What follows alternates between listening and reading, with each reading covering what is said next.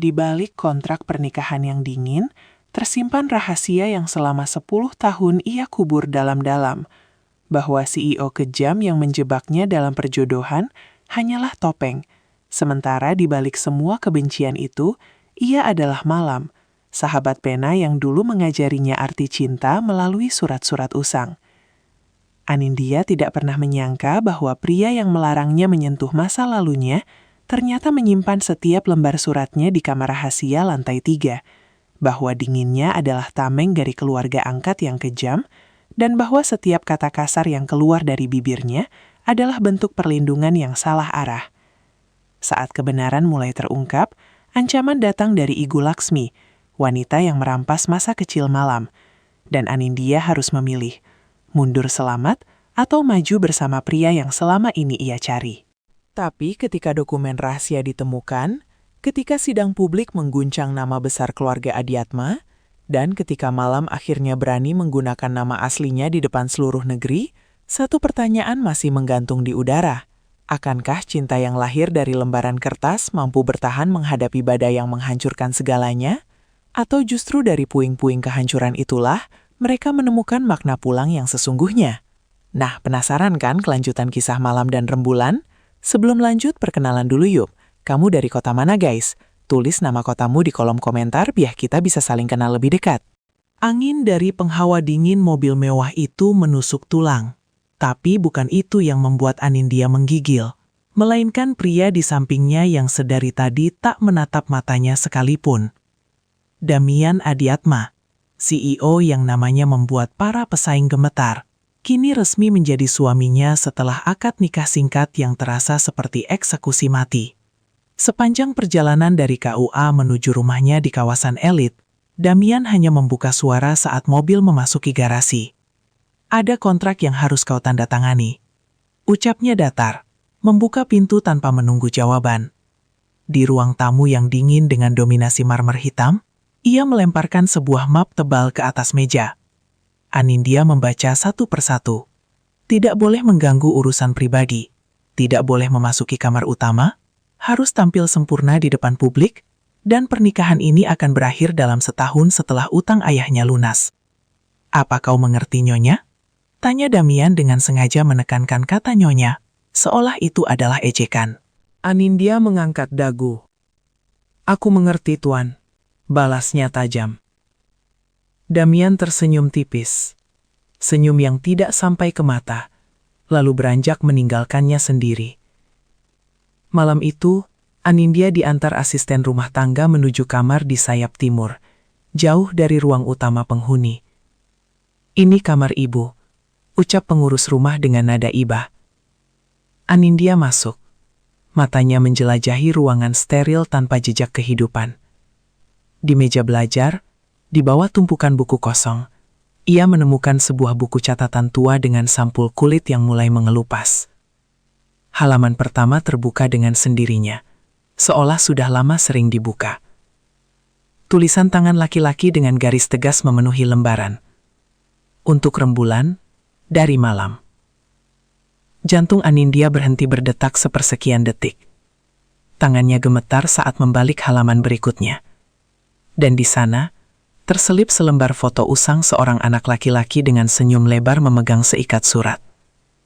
Wajah itu, meskipun lebih muda 20 tahun, tidak mungkin salah dikenali.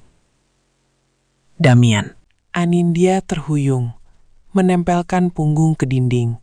Sementara suara langkah kaki berat mulai terdengar, mendekati kamarnya, dari lorong. Langkah kaki berat itu semakin dekat, diiringi bunyi gesekan sepatu mahal di lantai marmer. Anindya dengan panik menyelipkan foto usang itu ke balik pinggangnya. Jantungnya berdegup begitu kencang, hingga ia yakin suaranya bisa terdengar sampai ke lorong. Pintu kamar terbuka tanpa ketukan. Damian berdiri di ambang pintu. Jas hitamnya sudah terlepas, menyisakan kemeja putih dengan 2 kancing terbuka yang memperlihatkan garis leher tegas. Matanya menyapu ruangan, lalu berhenti pada buku catatan tua yang masih terbuka di meja. Apa itu? Tanyanya. Suaranya rendah dan penuh kecurigaan. Anindya berusaha mengatur napas. Hanya buku kosong. Aku mencari kertas untuk menulis. Damian melangkah masuk. Setiap langkahnya terasa seperti menginjak dada Anindya. Ia mengambil buku itu, membalik beberapa halaman dengan jemari yang gemulai, namun penuh ancaman. Buku ini milik pribadi, ucapnya dingin. Tidak seharusnya kau menyentuhnya tanpa izin. Anindya menelan ludah, tapi ia tidak mau terlihat takut. Aku tidak tahu. Tidak ada label pribadi atau jangan sentuh di sampulnya. Bibir Damian mengerucut. Lalu ia melemparkan buku itu ke tempat sampah kecil di sudut ruangan. Sekarang sudah tidak masalah. Anindya hampir berteriak melihat buku berharga itu jatuh di antara sisa-sisa kertas bekas. Ia ingin mengambilnya, membacanya, memastikan bahwa semua petunjuk yang selama ini ia kumpulkan bukanlah kebetulan. Tapi Damian berdiri di antara dia dan tempat sampah itu. Matanya menatap dengan intensitas yang membuat bulu kuduknya berdiri. Ada satu aturan tambahan, kata Damian sambil membalikkan badan menuju pintu. Jangan pernah mengintip masa laluku. Jika kau melakukannya, kau akan menyesal. Pintu tertutup dengan bunyi klik yang terasa seperti kunci penjara. Anindya menunggu sampai langkah kaki menjauh, lalu berlari ke tempat sampah. Buku itu masih ada. Namun, saat ia membukanya, halaman yang tadi berisi tulisan untuk rembulan telah robek rapi. Damian telah mengambilnya, dan ia tidak tahu sejak kapan. Sejak malam itu, Anindya tidak bisa tidur nyenyak. Bayangan foto anak laki-laki dengan senyum lebar itu terus menghantui setiap kali ia memejamkan mata. Damian, suami yang dingin dan kejam yang dijodohkan dengannya, ternyata menyimpan kaitan dengan Malam, sahabat pena yang selama 10 tahun ia cari tanpa hasil. Namun ia harus berhati-hati. Damian bukan pria yang bisa dianggap remeh, dan peringatannya tentang menyesal bukanlah ancaman kosong. Keesokan harinya, saat Damian berangkat ke kantor seperti biasa tanpa sepatah kata pamit, Anindya segera mengaktifkan ponsel lama yang ia sembunyikan di dalam koper. Ada satu nomor yang masih ia ingat. Aryo, teman kuliah yang kini bekerja sebagai detektif swasta. Mereka bertemu di kafe pinggiran kota, tempat yang jauh dari pengawasan keluarga Damian. Kau yakin ingin melakukan ini? Tanya Aryo sambil menyeruput kopi hitamnya. Dia bukan orang biasa, Din. Satu langkah salah, kau bisa celaka. Anindya menggeser amplop berisi uang muka di atas meja. Aku tidak minta kau melawan dia. Aku hanya perlu tahu masa lalunya, khususnya tentang panti asuhan tempat ia dibesarkan, dan seseorang yang mungkin ia kenal dengan nama Malam. Aryo menghela napas panjang, tetapi tetap mengambil amplop itu. 3 minggu. Beri aku waktu 3 minggu. 10 hari kemudian, Aryo mengirim pesan pendek. Ada yang menarik, kita harus bertemu. Mereka kembali bertemu di tempat yang sama, dan Aryo mengeluarkan map berisi foto-foto usang hasil jebretan dari arsip panti asuhan. Anindya membuka map itu dengan tangan gemetar. Foto pertama menunjukkan seorang anak laki-laki kurus dengan mata waspada, berdiri di depan papan nama bertuliskan Panti Asuhan Melati. Di bawah foto tertulis nama Malam, 12 tahun. Anindya menutup mulutnya dengan telapak tangan. Aryo menambahkan, itu belum semuanya. Aku menemukan sesuatu yang lain, tapi kau harus siap. Ia mengeluarkan amplop kedua, lebih tebal dari sebelumnya. Surat-surat yang tidak pernah terkirim. Semuanya ditujukan kepada seseorang bernama Rembulan. Anindya meraih amplop itu. Namun sebelum ia sempat membukanya, ponselnya berdering. Layar menampilkan nama yang membuat barahnya membeku. Damian. Ia mengangkat dengan suara bergetar. Kau di mana? Tanya Damian. Nadanya datar, tapi ada nada yang mengancam di baliknya. Dimanapun kau berada, pulang sekarang. Dan berhenti mencari tahu hal yang bukan urusanmu. Sambungan telepon terputus. Anindya menatap Aryo dengan wajah pucat. Damian tahu. Ia selalu tahu. Perjalanan pulang terasa seperti berjalan menuju tiang gantungan. Anindya menggenggam erat map berisi surat-surat itu di dalam tasnya, berusaha menenangkan detak jantung yang seolah ingin melompat keluar dari dada. Saat mobil taksi berhenti di depan gerbang megah rumah Damian, ia sudah melihat sosok pria itu berdiri di teras dengan tangan disilangkan di dada. Wajahnya tidak bisa dibaca, tapi ketegangan di rahangnya menunjukkan amarah yang tertahan. "Terima kasih sudah pulang," ucap Damian dengan nada yang terlalu sopan untuk menjadi kenyamanan. Ia meraih pergelangan tangan Anindya. Tidak terlalu keras, tapi cukup kuat untuk memberi pesan bahwa perlawanan tidak akan berguna. Di dalam ruang kerjanya, Damian melemparkan Anindya ke sofa kulit hitam yang dingin. Ia berdiri di hadapannya, menatap dari ketinggian dengan mata yang gelap dan sulit diartikan. "Apa yang kau dapatkan dari detektif kecilmu?" tanyanya. Anindya menggigit bibir. "Kau memata-mataiku." Damian tertawa pendek, suara yang sama sekali tidak mengandung humor. "Aku punya sumber daya untuk mengetahui apapun yang terjadi di sekitarku. Termasuk ketika istriku yang katanya patuh, ternyata menyewa detektif di belakangku." Ia membungkuk, meletakkan kedua telapak tangannya di sandaran sofa, mengurung Anindya dalam bingkai tubuhnya yang kekar. "Aku bertanya sekali lagi, apa yang kau temukan?" Anindya merasa napasnya tersenggal, tapi ia tidak mau menyerah. "Siapa malam?" balasnya berani. Untuk sesaat, Damian membeku. Nama itu seperti mantra yang melumpuhkan seluruh ketegasannya. Ia mundur selangkah, lalu 2 langkah, seperti baru saja ditampar. "Jangan pernah menyebut nama itu lagi," bisiknya. Suaranya pecah di ujung kalimat. Anindya merasakan ada peluang di sini. Ia berdiri, mengambil map dari dalam tas. "Aku punya surat-surat ini. Surat untuk rembulan. Surat untuk aku." Damian melangkah maju cepat, merebut map itu sebelum Anindya sempat membuka halamannya. Ia merobek kertas-kertas itu dengan gerakan liar, menjadikannya serpihan putih yang berterbangan di ruangan. "Kau tidak mengerti apapun," teriaknya. Untuk pertama kalinya, Anindya melihat pria itu kehilangan kendali. "Malam sudah mati. Yang kau lihat sekarang adalah monster yang diciptakan oleh ayahmu." Anindya mundur ketakutan. Tetapi Damian segera menyadari ledakan amarahnya. Ia mengepalkan tangan, menunduk, lalu berjalan keluar dengan langkah terhuyung.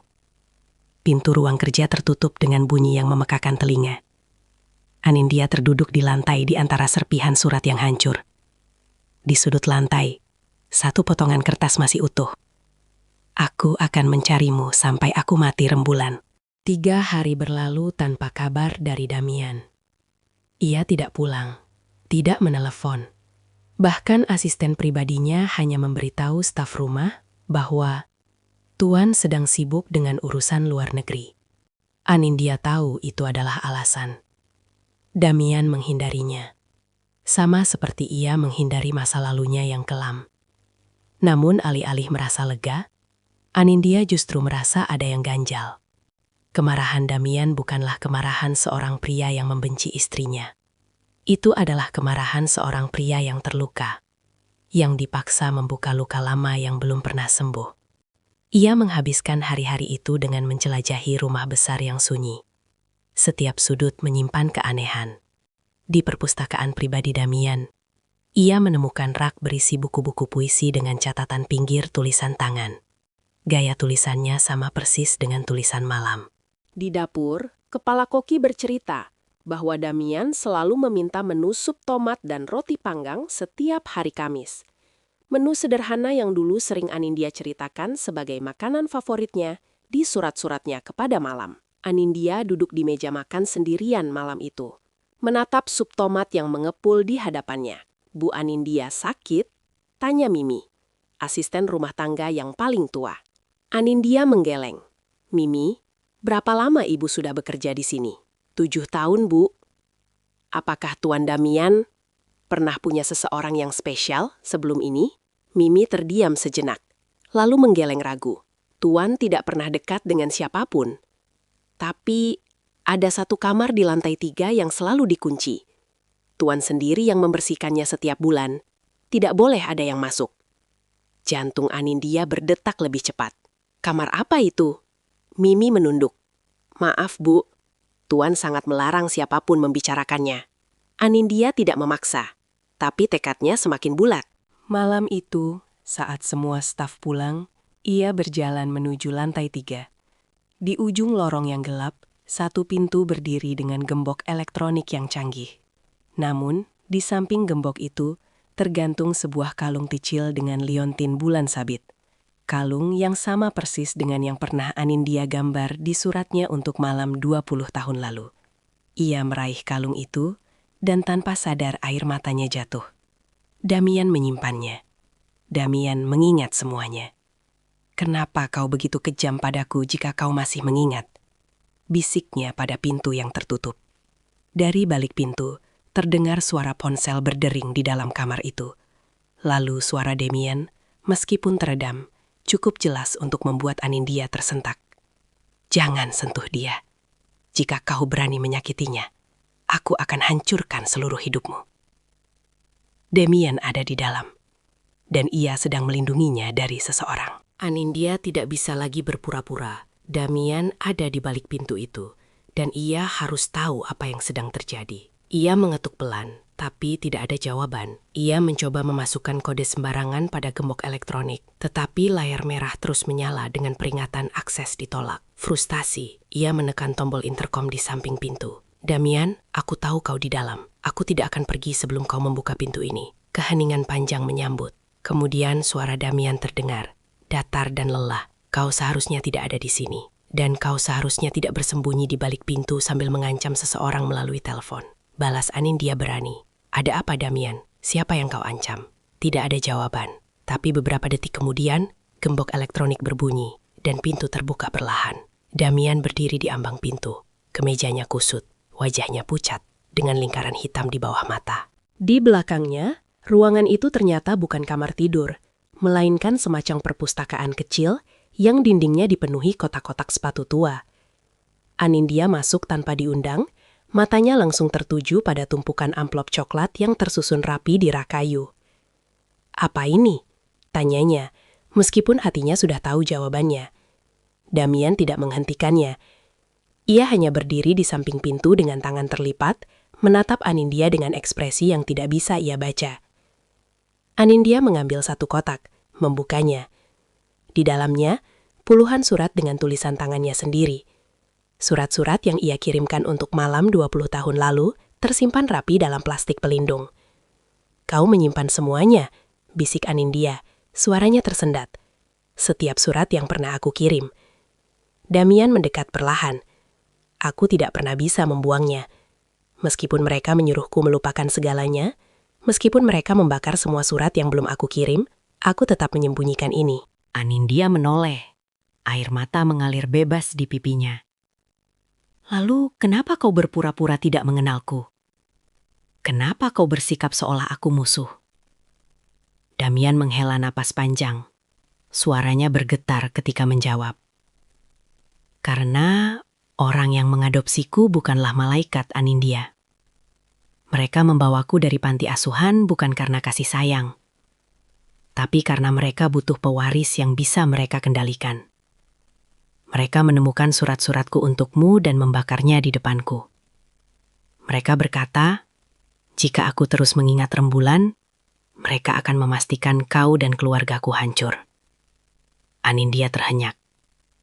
"Jadi, selama ini kau menjauh untuk melindungiku?" Damian tidak menjawab.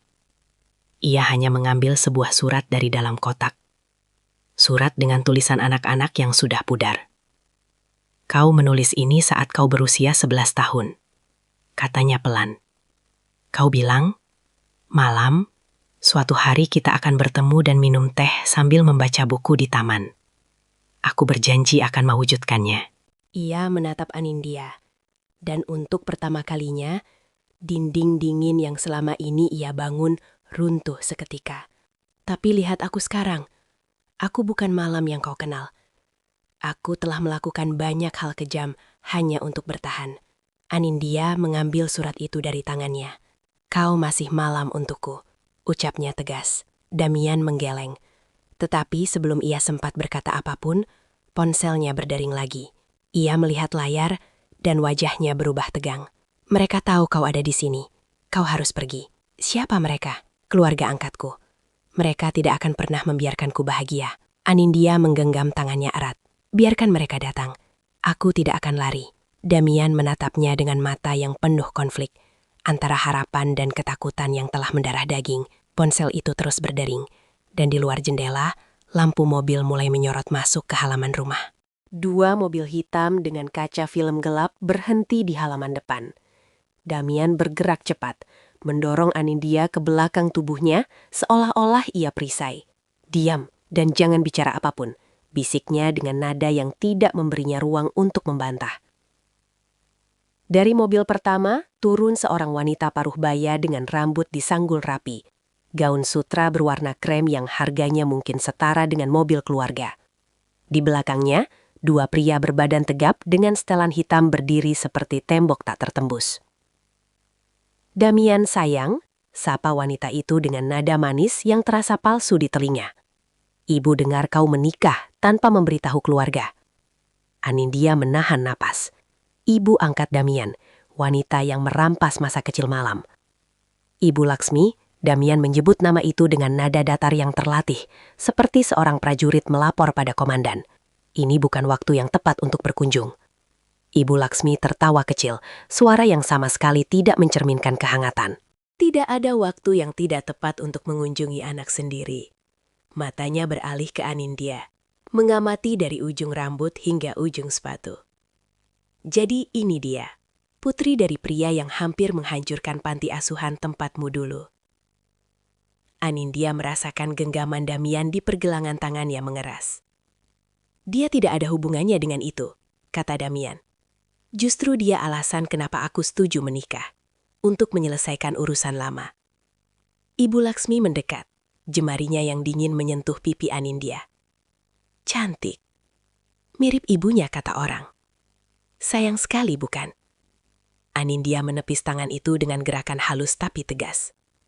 Maaf, saya tidak terbiasa disentuh orang yang baru saya temui. Ruangan mendadak sunyi. Ibu Laksmi mengerjap sejenak, lalu tersenyum lebar. Senyum yang membuat bulu kuduk Anindya berdiri. Damian, istri barumu ini punya keberanian. Sayangnya, keberanian seringkali berakhir dengan petaka. Damian melangkah maju, memotong jarak antara ibunya dan Anindya.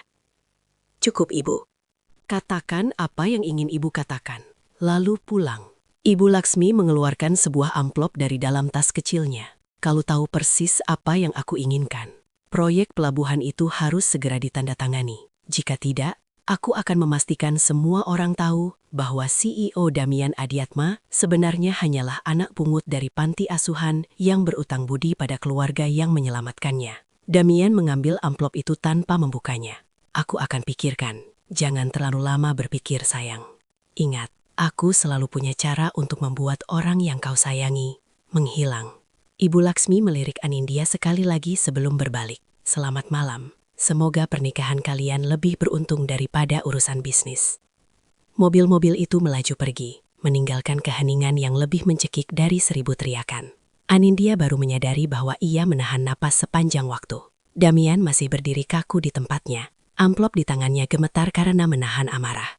Sekarang kau lihat, katanya lirih. Inilah mengapa aku tidak pernah ingin kau terlibat. Mereka tidak akan berhenti. Anindya tidak bisa tidur malam itu. Ia berbaring di kamarnya yang steril, menatap langit-langit yang terlalu tinggi, sementara pikirannya berputar seperti kaset rusak. Ibu Laksmi, proyek pelabuhan, ancaman yang terselip di balik senyum manis. Semuanya terasa seperti plot drama murahan, tapi ini nyata. Ini adalah kehidupan Damian, dan tanpa sadar, ia sudah masuk ke dalam pusaran yang sama. Sekitar pukul 2 dini hari, ia mendengar suara langkah kaki di lorong. Bukan langkah staf, melainkan langkah yang terburu-buru, tidak menentu. Anindya membuka pintu dan melihat Demian berjalan mondar-mandir di ruang keluarga. Amplop dari Ibu Laksmi sudah terbuka dan isinya berserakan di meja.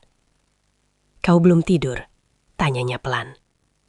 Demian menoleh, matanya sembab seolah baru saja menangis atau setidaknya berusaha keras untuk tidak menangis. "Aku tidak bisa. Setiap kali aku memejamkan mata, aku melihat wajah mereka saat aku kecil. Mereka membakarnya, Anindya. Surat-surat untukmu." "Mereka berkata, aku tidak pantas punya teman. Tidak pantas dicintai." Anindya mendekat, duduk di sampingnya di sofa. Ia tidak menyentuh Demian, hanya duduk cukup dekat, sehingga mereka berbagi kehangatan yang sama. "Kau dulu sering menulis tentang panti asuhan," kenangnya lembut. "Kau bilang tempat itu dingin dan sunyi. Tapi kau tetap bertahan karena percaya suatu hari akan keluar dan menemukan kebahagiaan." Demian tertawa pahit. "Lihat kebahagiaan yang ketemukan. Dijodohkan dengan putri musuh bisnis, diancam oleh keluarga sendiri, dan membuat hidup orang yang kucintai sengsara." "Aku tidak sengsara," potong Anindya cepat. "Aku bingung, marah, dan kadang ingin melempar vas bunga ke kepalamu. Tapi tidak sengsara."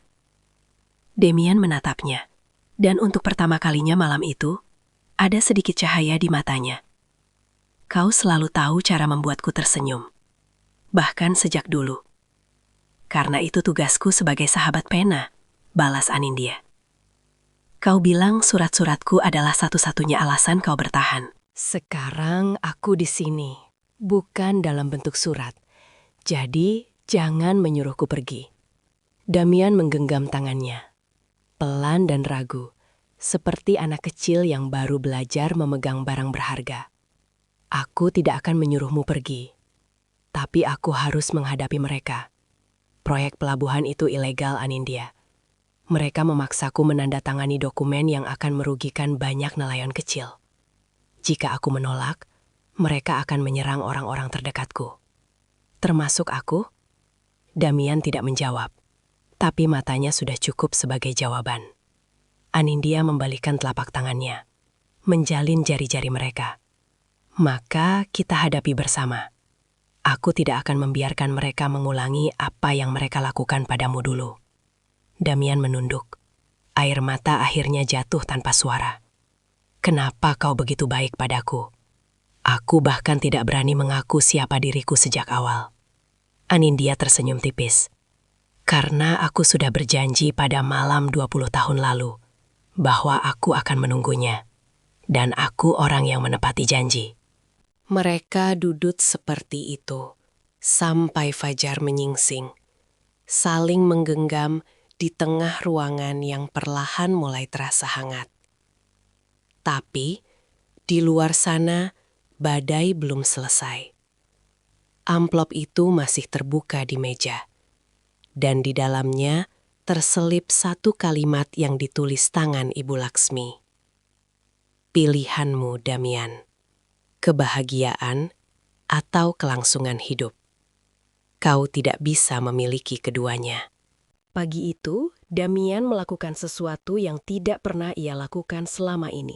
Ia menelpon Aryo, detektif yang dulu disewa Anindya. Anindya mendengar percakapan singkat dari dapur, hanya potongan-potongan kalimat seperti dokumen proyek dan jejak keuangan. Ketika Damian masuk ke ruang makan, wajahnya masih lelah, tapi ada tekad baru yang tidak ia kenali sebelumnya. "Aryo akan membantu menyelidiki jaringan bisnis Ibu Laksmi," katanya sambil duduk di hadapan Anindya. "Selama ini aku hanya diam karena takut, tapi mereka sudah melangkah terlalu jauh." Anindya menuangkan teh untuknya. "Apa yang bisa aku bantu?" Damian menatapnya lama. "Kau sudah cukup dengan berada di sini, tapi ada satu hal. Ayahmu, dia tahu lebih banyak tentang masa laluku daripada yang ia akui. Dulu dia bekerja sama dengan keluarga angkatku sebelum akhirnya dikhianati." Anindya mengerutkan kening. "Ayahku?" "Dia bukan musuh sebenarnya, Anindya. Dia korban juga. Mereka memanfaatkannya, lalu membuangnya seperti sampah." Damian menghela napas. "Aku ingin kau bicara padanya. Minta dia memberi kita informasi tentang bagaimana mereka beroperasi. Anindya mengangguk. Meskipun hatinya bergetar, hubungannya dengan ayahnya sudah retak sejak perjodohan ini. Apalagi setelah tahu bahwa ayahnya menyetujui pernikahan itu untuk menyelamatkan bisnisnya sendiri. Namun, ini adalah bagian dari pertarungan yang harus ia hadapi. Sore harinya, Anindya berdiri di depan rumah lamanya. Sebuah rumah bergaya kolonial yang dulu ramai dengan tawa. Kini terasa sepi dan kusam. Ayahnya, Budi Santoso, menyambutnya dengan tatapan bersalah. "Din, ayah tidak menyangka kau akan datang." Anindya duduk di ruang tamu yang dulu dipenuhi foto keluarga. Kini sebagian besar sudah diturunkan. "Ayah, aku tidak datang untuk menyalahkan ayah. Aku datang karena Damian dan aku sedang menghadapi masalah yang sama dengan orang-orang yang dulu menjatuhkan ayah." Wajah Budi memucat. "Apa maksudmu?" "Keluarga angkat Damian, Ibu Laksmi." "Ayah kenal mereka, bukan?" Budi terdiam lama. Ketika akhirnya bicara, suaranya bergetar. "Din, ayah menyesal. Dulu ayah diajak bekerja sama dalam proyek reklamasi. Ayah pikir itu kesempatan besar. Ternyata mereka hanya memakai ayah untuk mengurus perizinan, lalu mengambil alih semuanya. Ketika ayah protes, mereka menghancurkan bisnis ayah." Anindya meraih tangan ayahnya. "Ayah, Damian bukan musuh ayah. Dia juga korban mereka. Sekarang dia ingin melawan. Tapi kami butuh bukti." Budi mengeluarkan kunci kecil dari sakunya. Di gudang belakang, ada satu peti yang tidak pernah ayah buka sejak 5 tahun lalu. Isinya dokumen-dokumen lama. Mungkin ada yang berguna. Anindya mencium tangan ayahnya. "Terima kasih ya." Saat ia keluar rumah dengan peti kecil berisi dokumen, ponselnya berdering. Damian di ujung sambungan. Suaranya tegang. "Anindya, mereka tahu kita menyelidiki. Aryo baru saja kecelakaan. Aku tidak tahu ini kebetulan atau... Tapi kau harus segera pulang." Anindya menoleh ke sekeliling jalan yang mulai gelap. Di ujung gang, sebuah mobil hitam tanpa plat melaju perlahan ke arahnya. Anindya tidak menunggu mobil itu mendekat. Ia berlari ke mobil taksi yang kebetulan sedang menurunkan penumpang di depan rumah ayahnya, membanting pintu dan berteriak alamat rumah Damian. Sopir taksi melirik spion dengan ekspresi cemas, tapi tetap menginjak gas. Di belakang, mobil hitam itu mengikuti dengan jarak yang tidak terlalu rapat, seperti kucing yang sedang bermain dengan mangsanya. Tangan Anindya gemetar saat menghubungi Damian. "Mereka mengikutiku. Aku sudah mengirim tim keamanan. Tahan saja sampai mereka sampai." Suara Damian terdengar berusaha tenang, tapi ada nada panik yang tidak bisa ia sembunyikan. Taksi berpelok ke jalan tol, dan mobil hitam itu masih mengikuti. Bahkan ketika taksi melaju kencang, mereka tetap berada di belakang dengan kecepatan yang sama. "Pak, ini siapa sebenarnya yang mengejar Ibu?" tanya sopir taksi dengan keringat di dahi. "Saya tidak mau terlibat masalah." "Mereka hanya mengikuti, belum melakukan apa-apa," jawab Anindya, berusaha meyakinkan, meskipun dirinya sendiri tidak yakin. Tiba-tiba, mobil hitam itu menyalip dan memotong jalur taksi dengan kasar. Sopir taksi membanting setir, ban berdecit keras, dan Anindya terlempar ke samping hingga kepalanya membentur kaca jendela. Taksi berhenti di bahu jalan dengan mesin yang mati mendadak. Dua pria keluar dari mobil hitam itu, sama-sama berbadan tegap dan berkemeja hitam. Mereka berjalan mendekat dengan langkah mantap. Anindya membuka pintu taksi, berniat lari, tapi kakinya terasa lemas setelah benturan tadi. "Ibu Anindya," sapa salah satu pria dengan nada yang terlalu sopan untuk situasi ini. "Ibu Laksmi mengundang ibu untuk minum teh sore." "Aku tidak tertarik," jawab Anindya sambil mundur. Pria itu tersenyum tipis. Ini bukan tawaran. Saat tangannya hendak meraih Anindya, dua mobil hitam lain muncul dari arah berlawanan dan langsung memblokir posisi mereka. 3 pria berseragam keamanan turun dengan cepat. Dan sebelum kedua pria itu sempat bereaksi, mereka sudah dilumpuhkan dengan gerakan cepat dan terlatih. Anindya terhuyung dan hampir jatuh. Tetapi seseorang menangkapnya dari belakang. Damian. Ia memeluk Anindya erat. Tubuhnya bergetar meskipun suaranya berusaha tegas. "Aku bilang aku akan mengirim tim keamanan." Anindya menempel di dadanya. mendengar detak jantung yang berdegup kencang. Aku selamat. Demian mencium puncak kepalanya. Sebuah gerakan yang begitu lembut sehingga hampir tidak terasa. Maafkan aku. Aku seharusnya tidak membiarkanmu pergi sendiri. Di kejauhan, sirene polisi mulai terdengar. Demian melepaskan pelukannya tetapi tetap menggenggam tangan Anindya erat. Mulai sekarang kau tidak kemana-mana tanpaku. Anindya mengangguk, namun di dalam dadanya ada rasa takut yang berbeda. Bukan takut pada Ibu Laksmi atau pria-pria itu, tapi pada dirinya sendiri, karena dalam bahaya sedingin ini, yang ia pikirkan bukanlah keselamatannya, melainkan betapa ia merasa aman dalam pelukan Demian. Dan perasaan itu, ia tahu, bisa menjadi kelemahan terbesarnya. Setelah insiden di jalan tol, Damian membawa Anindya langsung ke kantornya, bukan ke rumah. Gedung pencakar langit itu terasa lebih aman, dengan sistem keamanan berlapis dan tim pengawal yang berjaga di setiap lantai. Di ruang kerjanya yang luas, Damian membuka peti kecil yang berhasil Anindya selamatkan dari rumah ayahnya. Dokumen-dokumen itu sudah menguning, tapi isinya masih terbaca jelas. Ini kontrak kerjasama antara ayahmu dan keluarga angkatku, ujar Damian sambil menyusun lembaran-lembaran di atas meja. Tapi lihat ini, angka di kontrak asli tidak sama dengan laporan keuangan yang diserahkan ke pemerintah. Mereka merekayasa nilai proyek. Anindya mendekat, membaca dengan saksama. Selisihnya hampir 50 miliar, itu uang negara. Damian mengangguk. Ini bukan sekedar korupsi, ini penggelapan dana besar-besaran. Jika bukti ini sampai ke publik, Ibu Laksmi dan jaringan bisnisnya bisa hancur. Tapi kenapa ayahku tidak melaporkan ini dulu? Damian menghela napas. Karena mereka mengancam akan mencelakai keluargamu. Aku yakin itu. Dan setelah melihat apa yang mereka lakukan padamu hari ini, aku tidak ragu lagi. Anindya menggigit bibir. Kita harus melaporkan ini ke pihak berwenang. Tidak sesederhana itu. Mereka punya orang di mana-mana, termasuk di kepolisian dan kejaksaan. Jika kita sembarangan, bukti ini bisa lenyap, dan kita yang berakhir di penjara. Damian menatap Anindya dengan serius. Aku sudah menghubungi seorang jurnalis investigasi yang bisa dipercaya. Tapi kita butuh waktu untuk menyusun strategi. Sebelum Anindya sempat menjawab, pintu ruang kerja terbuka. Clara, mantan tunangan Damian, masuk tanpa mengetuk dengan senyum yang tidak ramah. Aduh, maaf, aku tidak tahu ada rapat keluarga. Damian berdiri. Tubuhnya langsung memblokir pandangan Clara pada dokumen-dokumen di meja. Apa urusanmu, Clara? Clara menyandarkan tubuh di pintu. Matanya mengamati Anindya dengan tatapan tajam. Ibu Laksmi mengirimku. Katanya, ada dokumen milik keluarga yang hilang.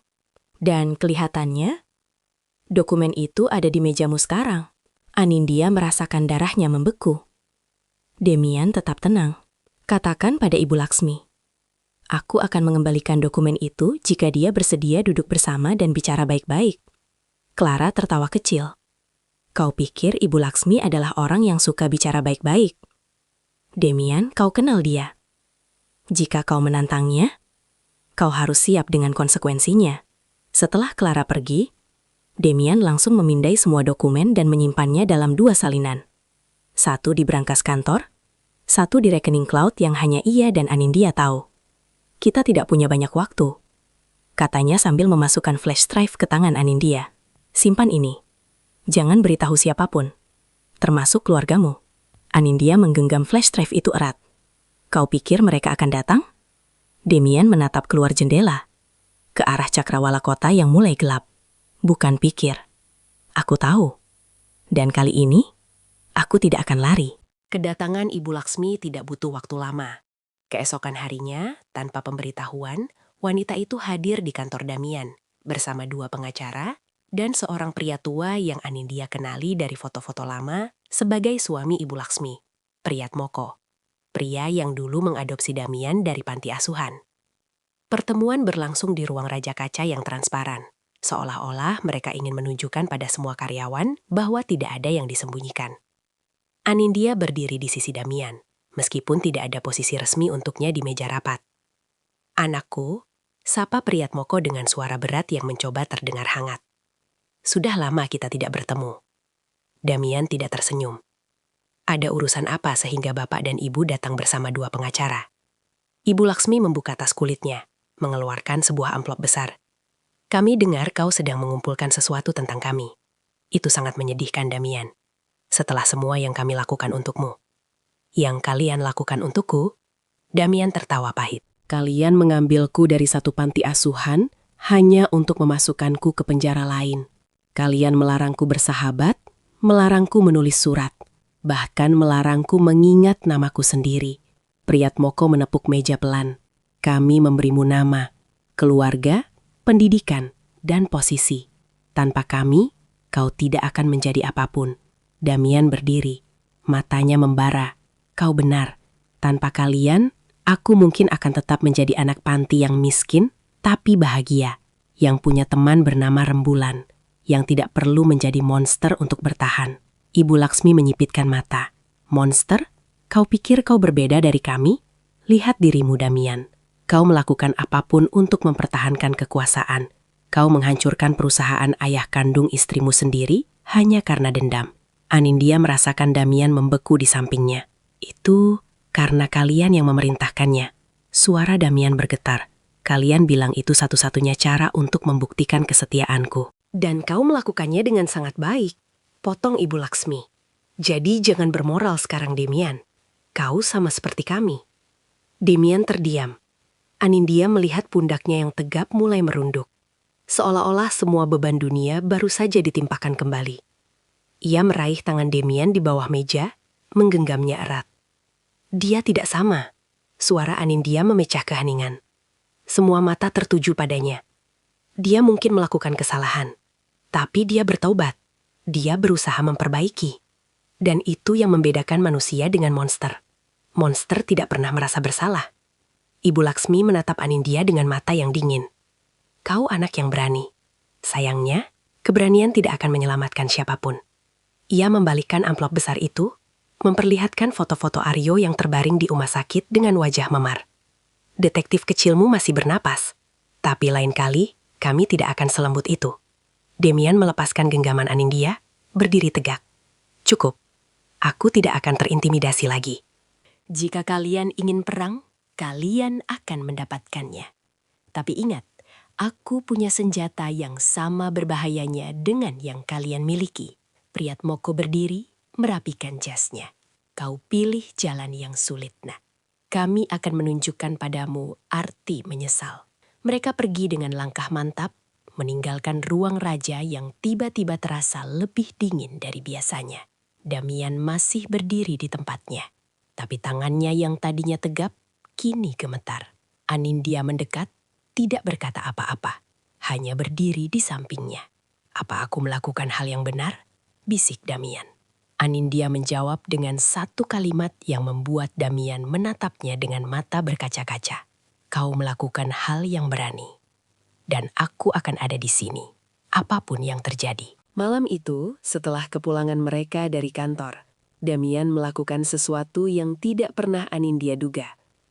Ia membawa Anindya ke lantai 3, ke kamar yang dulu terkunci itu. Sekarang pintunya terbuka lebar, lampu-lampu kecil menyala hangat, memperlihatkan ruangan yang ternyata bukan gudang atau ruang penyimpanan, melainkan semacam museum pribadi. Dindingnya dipenuhi dengan surat-surat, foto-foto, dan benda-benda kecil yang semuanya terhubung pada satu nama, Rembulan. Anindya berjalan perlahan di antara rak-rak yang penuh dengan kenangan. Ada surat pertama yang ia kirimkan, dengan kertas bergambar bunga dan tulisan anak-anak yang masih kaku. Ada pita rambut merah yang dulu ia ceritakan pernah hilang. Ternyata Damian memberikan yang sama dan menyimpannya selama bertahun-tahun. Ada juga foto mereka berdua, hasil editan kekanak-kanakan yang dulu Anindya kirim sebagai lelucon, dicetak dan dibingkai rapi. Kau menyimpan semua ini, bisik Anindya, suaranya pecah. Damian berdiri di ambang pintu, tampak ragu untuk masuk sepenuhnya. Setelah mereka membakar surat-suratku, aku berpikir tidak akan pernah bisa memaafkan diriku sendiri karena kehilangan semuanya. Lalu aku mulai mengumpulkan lagi, satu persatu. dari ingatanku. Aku menulis ulang surat-surat yang dulu pernah kukirim padamu, sebisaku. Anindya menoleh. Kau menulis ulang. Damian mengangguk pelan. Aku tidak ingat semuanya. Tapi aku ingat perasaannya. Setiap kali kau membalas suratku, rasanya seperti ada seseorang di dunia ini yang benar-benar peduli padaku. Ia masuk ke ruangan itu, berjalan mendekati Anindya dengan langkah ragu. Aku menyimpan semua ini karena ini satu-satunya bukti bahwa aku pernah bahagia. Bahwa aku pernah menjadi malam. Anindya meraih tangannya, membawanya ke sebuah kotak kayu kecil di tengah ruangan. Apa ini? Damian membuka kotak itu. Di dalamnya, setumpuk surat baru, ditulis dengan kertas berkualitas, disusun rapi dengan pita sutra. Surat-surat yang ingin aku kirimkan padamu selama 10 tahun terakhir. Jelas Damian. Tapi tidak pernah berani kuberikan. Anindya mengambil satu surat dari atas. Tanggalnya 3 tahun lalu. Ia membacanya dengan suara bergetar. Rembulan, hari ini aku menjadi CEO. Mereka bertepuk tangan dan menyebutku jenius. Tapi yang aku pikirkan hanyalah, apakah kau akan bangga padaku? Jika kau tahu aku meraih semua ini dengan mengorbankan siapa diriku sebenarnya. Ia meletakkan surat itu, mengambil surat lain. Rembulan, aku melihat seseorang yang mirip denganmu di stasiun kereta. Aku hampir mengejarnya. Tapi aku ingat, kau mungkin tidak ingin bertemu dengan pria yang sudah berubah menjadi monster. Anindya tidak bisa menahan air mata lagi. Ia memeluk Damian. Erat. Seerat-eratnya. Kau bukan monster. Isaknya. Kau tidak pernah menjadi monster. Kau hanya anak laki-laki yang dipaksa tumbuh terlalu cepat dalam dunia yang kejam. Damian membalas pelukannya. Perlahan. Seperti takut Anindya akan menghilang jika ia memeluk terlalu erat. Aku takut, bisiknya. Aku takut suatu hari nanti kau akan melihat semua kegelapan yang kulakukan. Dan kau akan pergi. Anindya melepaskan pelukan. Menatap mata Damian yang berkaca-kaca. Dengar malam. Aku sudah menunggumu selama 10 tahun. Aku tidak akan pergi hanya karena sekarang aku tahu jalan yang kau tempuh tidak semulus yang aku bayangkan. Damian tersenyum. Untuk pertama kalinya dengan tulus. Tanpa topeng. Rembulan. Panggilnya. Nama yang sudah 10 tahun tidak pernah ia ucapkan dengan lantang. Apa kau mau minum teh di taman bersamaku besok pagi? Seperti yang dulu kita janjikan? Anindya tertawa di sela tangisnya. Kau masih ingat janji itu? Aku ingat semua janji kita. Jawab Damian. Dan aku berencana menepati semuanya. Mereka berdua tertawa. Untuk pertama kalinya. Di tengah ruangan yang penuh dengan kenangan pahit manis. Di luar, hujan mulai turun. Tapi di dalam ruangan itu, ada kehangatan yang tidak bisa dihapus oleh apapun. Pagi itu, Damian menepati janjinya. Di taman belakang rumah yang selama ini terlihat angker karena tidak pernah terawat, ia menyiapkan meja kecil dengan taplak putih, 2 cangkir teh favorit Anindya, yang ia ingat dari surat-surat lama, dan setumpuk buku yang ingin mereka baca bersama. Anindya datang dengan gaun sederhana, rambutnya dibiarkan tergerai, dan untuk pertama kalinya ia merasa seperti dirinya sendiri di rumah itu. Bukan istri kontrak, bukan sandaran dalam pernikahan paksa, tapi rembulan yang sedang bertemu malam setelah 10 tahun. Kau benar-benar menyiapkan semua ini? Ucap Anindya tak percaya. Damian menarik kursi untuknya. Aku sudah memimpikan hari ini sejak aku berusia 12 tahun. Aku tidak akan mengacaukannya. Mereka duduk berhadapan, teh hijau mengepul di antara mereka. Anindya membuka buku yang ia bawa, kumpulan puisi favoritnya dulu, dan membaca 1 bait untuk Damian. Damian mendengarkan dengan mata terpejam, seolah-olah setiap kata adalah air yang menyiram tanaman kering di hatinya. Dulu, kata Damian setelah Anindya selesai membaca, aku sering membayangkan suaramu. Tapi bayanganku tidak pernah seindah kenyataannya. Anindya tersenyum malu. Kau jago merayu ya? Dulu di surat juga sering begitu. Itu bukan merayu. Itu jujur. Dulu aku tidak punya alasan untuk berbohong padamu. Dan sekarang, aku tidak ingin memulai kebiasaan buruk itu lagi. Mereka bercerita tentang 10 tahun yang terlewat. Damian bercerita tentang masa-masa sulitnya di keluarga angkat. Tentang tekanan untuk menjadi sempurna.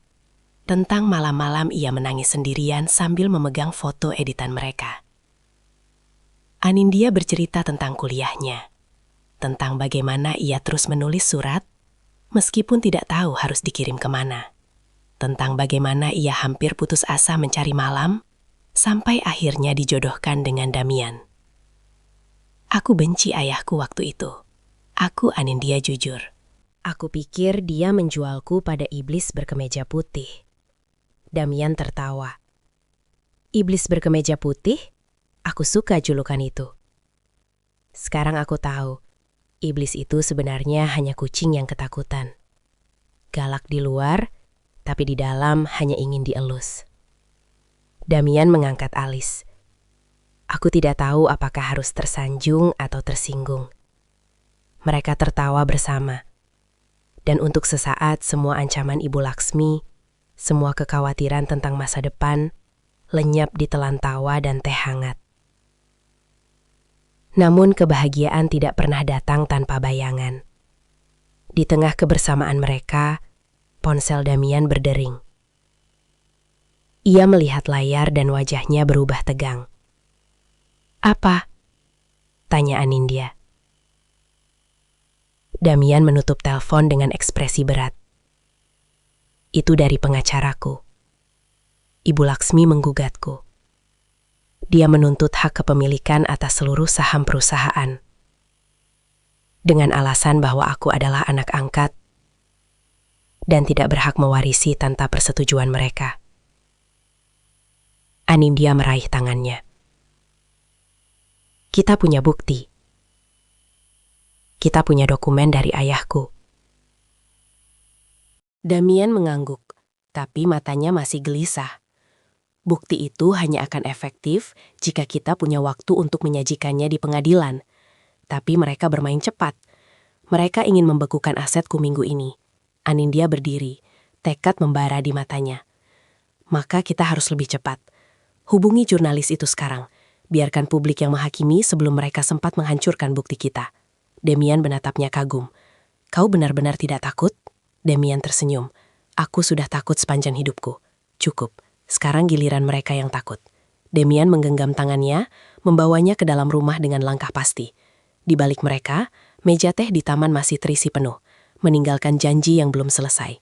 Tapi untuk pertama kalinya, mereka yakin akan ada waktu untuk menyelesaikannya nanti.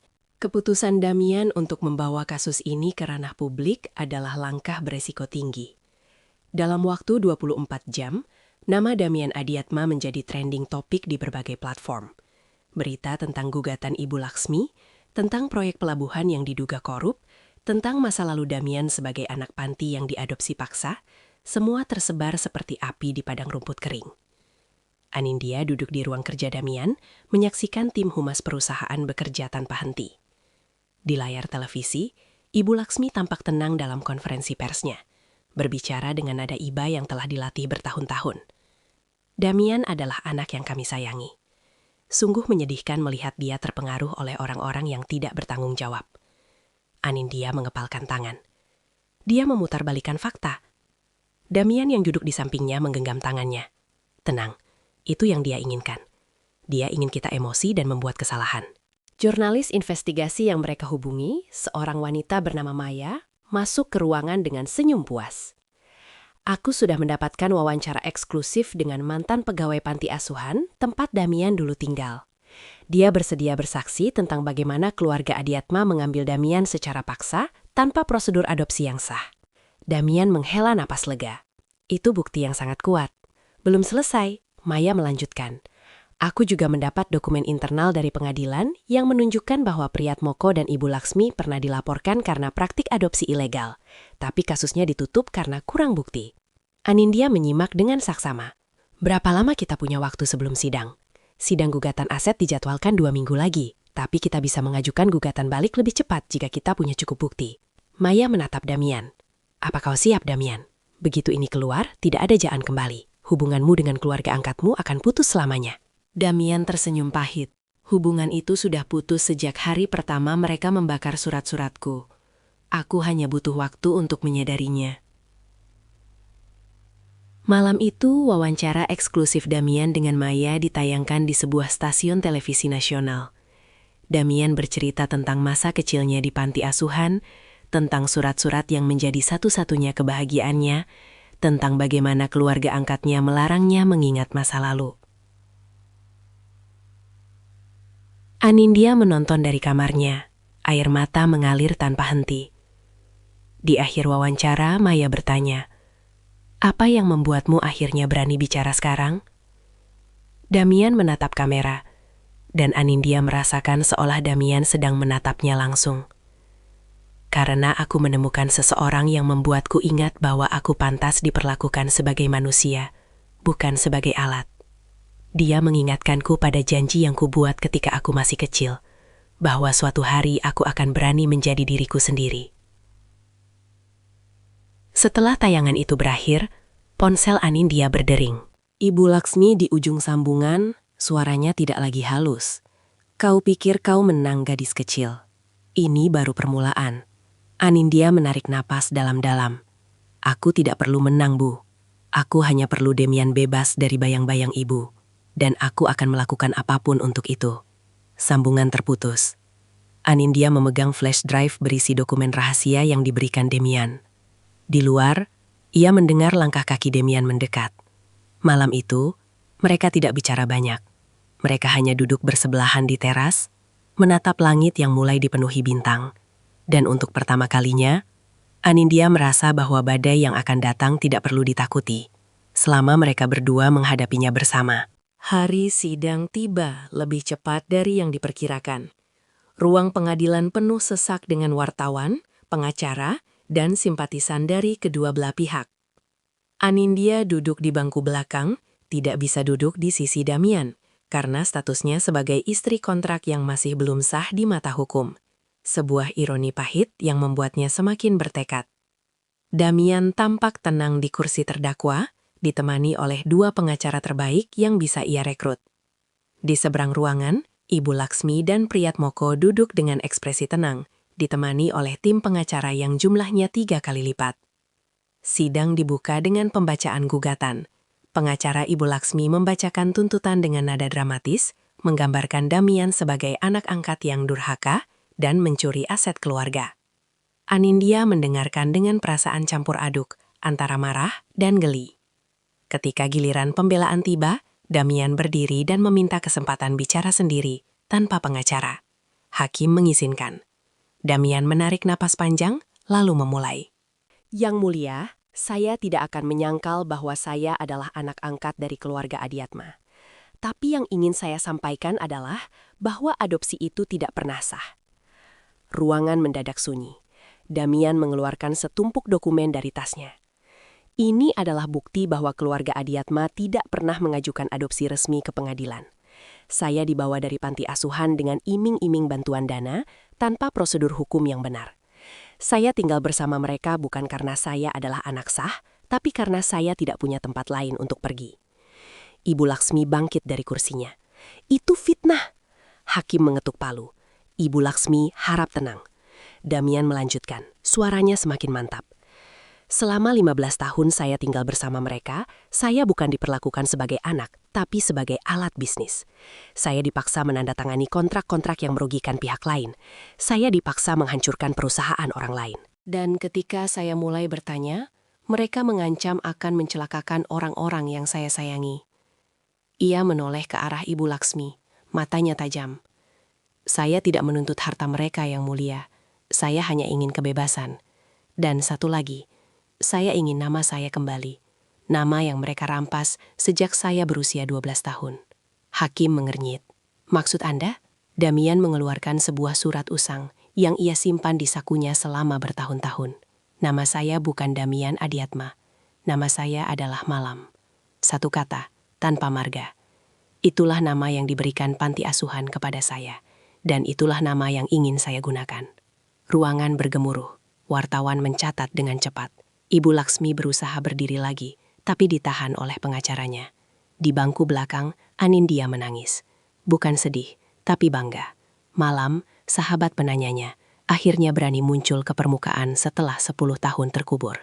Sidang dilanjutkan dengan pemanggilan saksi demi saksi. Mantan pengurus panti asuhan bersaksi tentang bagaimana keluarga Adiatma mengambil Malam dengan iming-iming donasi yang tidak pernah terpenuhi. Mantan pegawai rumah tangga keluarga Adiatma bersaksi tentang bagaimana Malam, Damian, dilarang keluar rumah, dilarang bersekolah di tempat umum, dilarang memiliki teman. Dan puncaknya, ketika Aryo yang masih diperban di kursi roda datang memberikan kesaksian tentang kecelakaan yang ia alami setelah menyelidiki keluarga Adiatma. Ketika sidang usai, hakim memutuskan untuk menunda vonis hingga pekan depan. Namun, suasana di ruang sidang sudah berubah. Ibu Laksmi yang tadinya percaya diri, kini tampak pucat. Media sudah mulai berbalik arah, memberitakan kesaksian-kesaksian yang menghancurkan reputasinya. Di luar gedung pengadilan, Damian dan Anindya berdiri berdampingan, dikerumuni wartawan. Damian menggenggam tangan Anindya erat, lalu berbicara ke hadapan kamera. Saya tidak tahu apa putusan hakim nanti. Tapi satu yang saya tahu, setelah hari ini, saya tidak akan pernah lagi membiarkan siapapun merampas nama, identitas, dan kebebasan saya. Anindya menatap pria di sampingnya. Bukan Damian Adiatma, CEO kejam yang menakutkan, tapi Malam, anak panti yang dulu hanya punya surat dan mimpi. Dan untuk pertama kalinya, ia yakin bahwa mereka berdua akan baik-baik saja. Seminggu terasa seperti setahun. Anindya dan Damian menghabiskan waktu menunggu vonis dengan cara yang sederhana. Membaca buku bersama di taman, memasak bersama di dapur.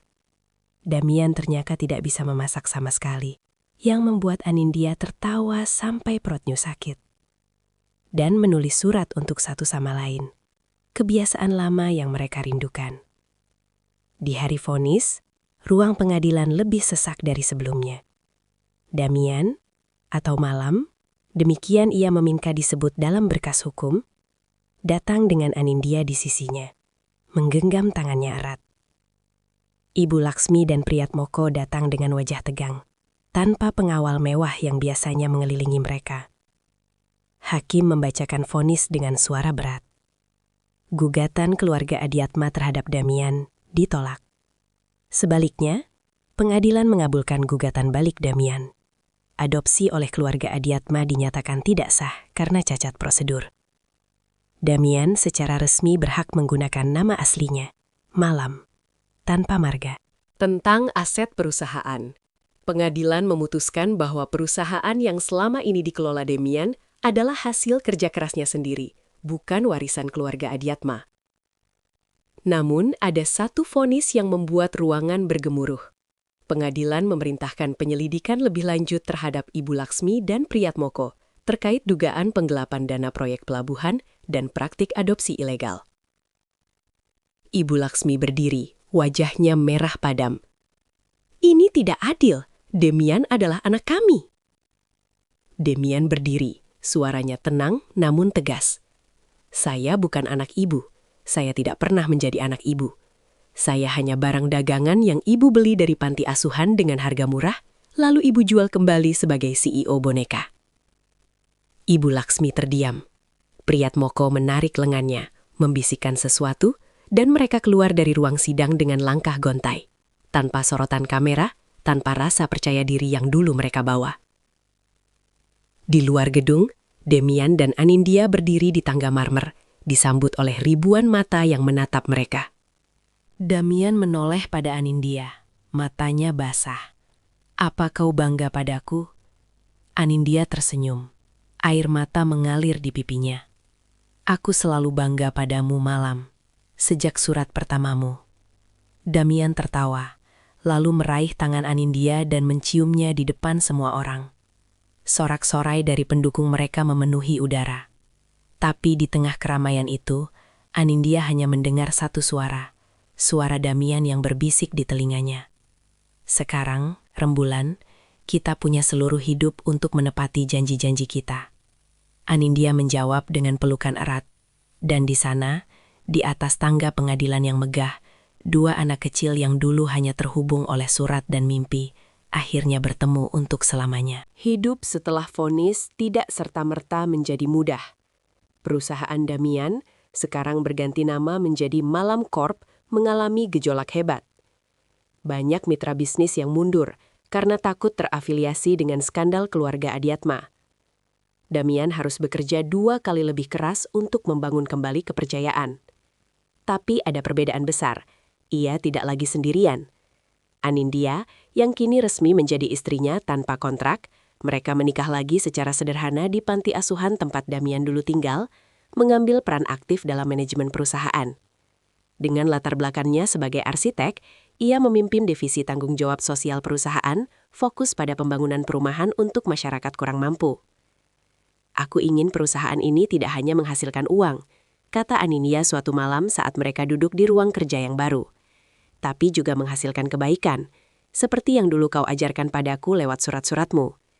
Damian tersenyum. Aku yang belajar dari surat-suratmu. Kau bilang, Malam, kalau suatu hari aku punya banyak uang, aku akan membangun taman bacaan untuk anak-anak yang tidak punya akses buku. Ingat? Anindya tertawa. Aku lupa aku pernah menulis itu. Usia berapa itu? 10 tahun? 11. Aku masih menyimpan suratnya. Damian membuka laci, mengambil surat usang dengan kertas bergambar bunga. Ini buktinya. Anindya membaca surat itu, lalu menatap Damian dengan mata berbinar. Bagaimana kalau kita wujudkan? Taman bacaan untuk anak-anak panti asuhan. Damian mengangguk. Aku sudah memikirkan itu. Bahkan sudah menyiapkan lahan di belakang panti. Mereka tertawa bersama, merencanakan masa depan yang tidak hanya milik mereka berdua. Di tengah kesibukan membangun kembali perusahaan dan hidup mereka, Damian dan Anindya juga harus berdamai dengan masa lalu. Anindya membawa ayahnya untuk bertemu Damian dalam suasana yang lebih damai. Budi Santoso, yang kini telah kehilangan hampir segalanya, menangis di hadapan Damian. Maafkan aku, Nak. Aku tahu aku sudah menyakitimu. Damian menjawab dengan tindakan, bukan kata-kata. Ia menawarkan Budi posisi sebagai konsultan senior di Malam Corp, bukan karena iba, tapi karena keahlian Budi di bidang perizinan bangunan sangat dibutuhkan untuk proyek taman bacaan. Ini bukan amal, kata Damian tegas. Ini bisnis. Bapak punya keahlian yang kami butuhkan. Anindya melihat ayahnya menangis haru, dan untuk pertama kalinya dalam bertahun-tahun, ia melihat keluarganya utuh kembali. Malam itu, setelah ayahnya pulang, Anindya memeluk Damian dari belakang saat ia sedang membaca laporan keuangan. Terima kasih, bisiknya. Damian menoleh, mencium keningnya. Tidak perlu berterima kasih. Aku melakukan ini untuk kita. Mereka berdiam diri sejenak, menikmati keheningan yang hangat.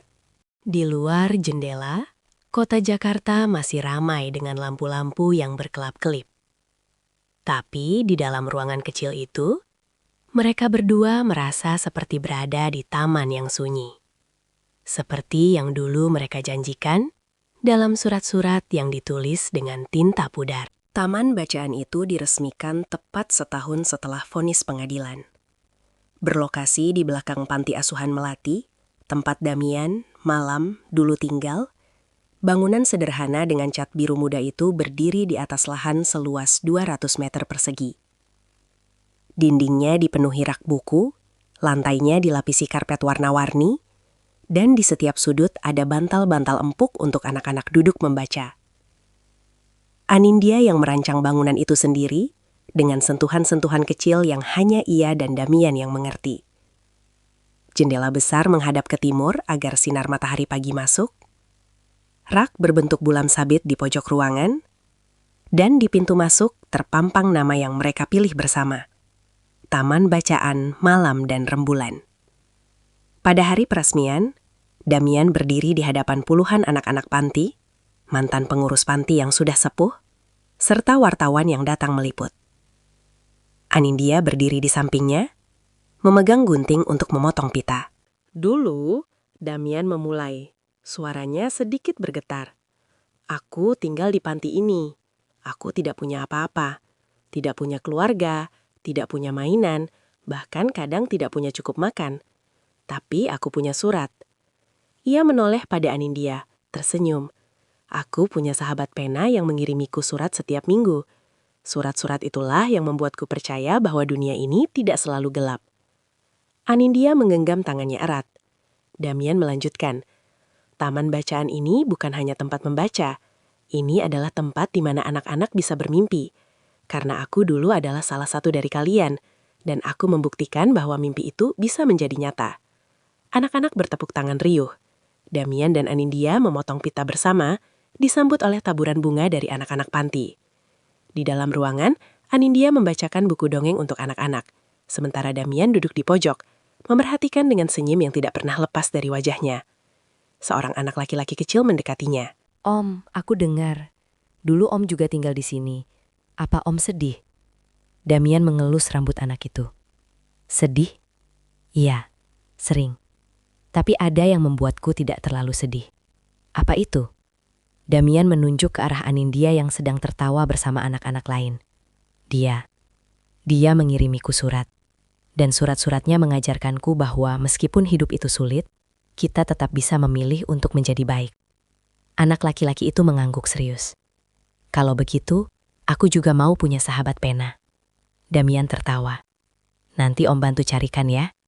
Di akhir acara, saat matahari mulai tenggelam dan anak-anak pulang ke asrama masing-masing, Damian dan Anindya duduk bersandar di dinding taman bacaan, menghadap ke barat di mana langit berwarna jingga keemasan. Apa kita sudah menepati janji kita? Tanya Anindya. Damian mengangguk. Belum semua, tapi kita punya waktu. Anindya menyandarkan kepalanya di bahu Damian. Apa kau bahagia malam? Damian mengecup rambutnya lembut. Lebih dari yang bisa kuceritakan dalam surat apapun. Mereka terdiam, menikmati senja yang sunyi. Di kejauhan, lampu-lampu kota mulai menyala satu persatu, seperti bintang-bintang yang turun ke bumi. Dan di taman bacaan kecil itu, dua insan yang dulu hanya terhubung oleh kertas dan tinta, kini duduk bersisian, menikmati keheningan yang tidak perlu dijelaskan dengan kata-kata. 10 tahun kemudian, Taman Bacaan Malam dan Rembulan telah berkembang menjadi yayasan yang mengelola lebih dari 50 taman bacaan di seluruh Indonesia. Damian dan Anindya tidak lagi mengurus perusahaan secara langsung. Mereka mempercayakannya pada tim yang kompeten, sementara mereka sendiri fokus pada misi yang lebih dekat di hati. Memastikan setiap anak di panti asuhan memiliki akses pada buku, dan jika mereka mau, memiliki sahabat pena. Pada suatu sore yang tenang, mereka duduk di taman bacaan pertama, tempat semuanya dimulai. Di samping mereka, seorang anak laki-laki berusia 9 tahun bernama Bintang, putra mereka sendiri, sedang asyik membaca buku bergambar. Ayah, panggil Bintang tiba-tiba. Bagaimana dulu ayah bisa jatuh cinta pada ibu? Damian tersenyum menatap Anindya yang sedang menyusun buku di rak. Dari tulisan ini, Nak. Ia mengeluarkan sebuah kotak dari saku jasnya. Kotak yang sama yang dulu ia simpan di lantai 3 rumah lamanya. Kini sudah usang tapi tetap terjaga isinya. Ibu mengirimiku surat. Dan surat itu mengubah hidup ayah. Bintang membuka kotak itu, melihat tumpukan surat dengan kertas yang sudah menguning. Apa ayah masih menyimpan semua surat ibu? Semuanya, jawab Damian. Dan suatu hari nanti, kotak ini akan menjadi milikmu. Anindya mendekat, duduk di samping Damian seperti yang selalu mereka lakukan. Jangan beri dia kotak itu sekarang. Nanti dia jadi pemalu kalau tahu masa muda ayah dan ibu. Damian tertawa. Biarlah, biar dia tahu bahwa cinta sejati tidak butuh melihat wajah lebih dulu. Kadang cinta cukup dimulai dari tulisan. Bintang mengernyit bingung, tapi kemudian tersenyum. Kalau begitu, aku juga mau punya sahabat pena. Kamu sudah punya, kata Anindya lembut. Setiap anak di taman bacaan ini adalah sahabat pena kamu. Kamu hanya perlu mulai menulis. Bintang berlari mengambil kertas dan pensil, duduk di sudut favoritnya, dan mulai menulis dengan teliti. Damian dan Anindya mengamatinya dari kejauhan, dengan hati yang penuh. Dia mirip kamu, kata Damian, suka menulis sejak kecil. Dia juga mirip kamu, balas Anindya. Matanya, senyumnya, dan cara dia tidak pernah menyerah. Damian menggenggam tangan Anindya, merasakan hangat yang tidak pernah pudar meskipun puluhan tahun telah berlalu. Apa kita sudah menepati semua janji kita? Anindya tersenyum, matanya berkaca-kaca. Kita sudah menepati yang paling penting. Kita menemukan jalan pulang kepada satu sama lain. Damian mencium keningnya pelan. Di luar jendela, matahari mulai tenggelam di ufuk barat, menyisakan warna jingga yang lembut. Bintang masih asyik menulis, sesekali tersenyum sendiri melihat tulisannya. Dan di dalam ruangan yang penuh dengan buku dan kenangan itu, Malam dan Rembulan, dua anak kecil yang dulu hanya terhubung oleh surat dan mimpi, duduk bersisian, menyaksikan generasi baru menulis kisahnya sendiri.